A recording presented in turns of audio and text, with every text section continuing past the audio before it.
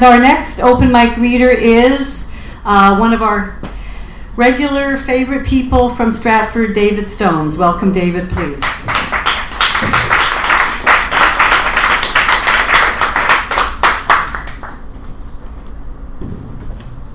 Thank you, Joan. Going to perform for you a new poem tonight. This is one I just finished, and it's a very troubling poem in many ways. It's a very serious poem. It's a very poignant poem. It's a very important poem for me personally, and I think it's sort of a tragically beautiful poem as well. I don't normally talk about the genesis of my poetry, but you need a little bit of background. I've been toying with the story concept for a week or two now. And the story concept is that of a suicide bomber who, on his way to his mission, rides the subway and falls asleep. He wakes up at 4 a.m. and has no other option other than to mount the stairs and emerge into a very strange portion of the city. And he walks the streets wondering what he should do next. And I wanted to write a short story, which I have, and an accompanying poem to capture the moment and the sentiment of that scenario. And I literally woke up at our Stratford place last week at 1:48 a.m. and I had somehow in my mind established a sense of redemption and hope, reconciliation, and inspiration that I felt was necessary to fulfill my vision for this poem. So the poem is called In Greening Threads. The full title is In Greening Threads for Paris 2015.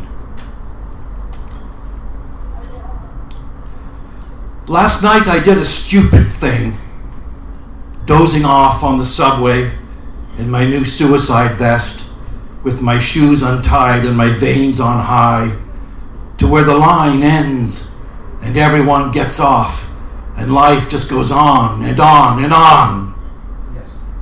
Afterward I surfaced and I swear I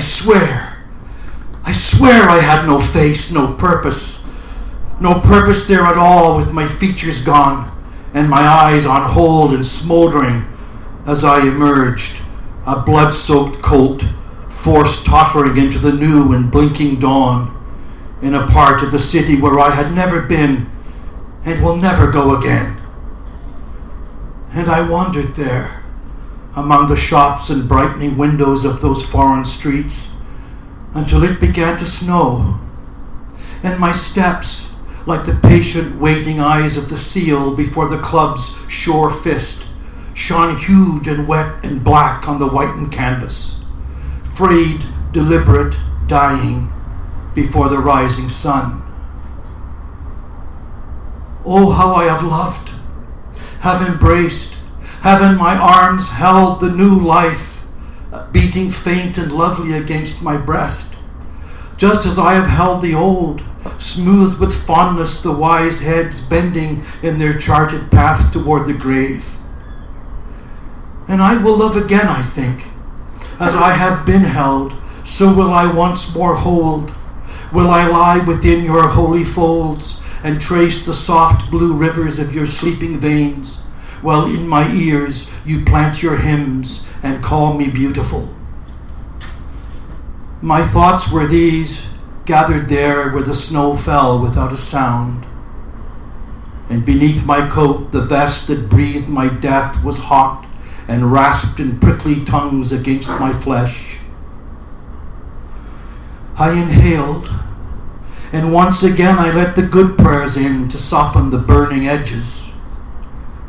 I watched the day in greening threads emerge, and then I started to make my way home. Thank you.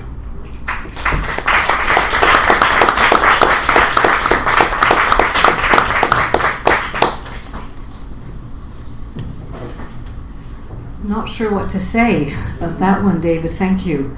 One of the things that I love about these evenings is the variety of styles and topics and rhythms and ways of putting words together that come out in a night like this, and that we all share one thing in common, and that's a love of words and a love of being inspired by something and making poetry out of it.